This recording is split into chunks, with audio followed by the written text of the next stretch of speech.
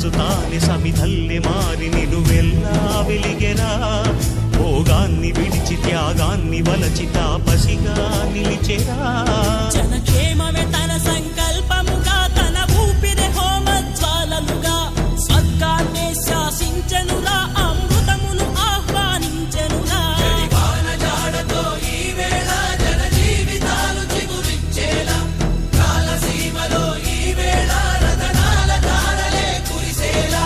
కల్లు కల్లు మని సిరిము వల్లే చినుకే చేరగా, జల్లు జల్లు మని పులకింతల్లు పుడమే పాడగా, హరివిల్లు ఎత్తి కరిమబ్బు వాన బాణాలే వేయని, నిలువెల్ల మంచు వడగ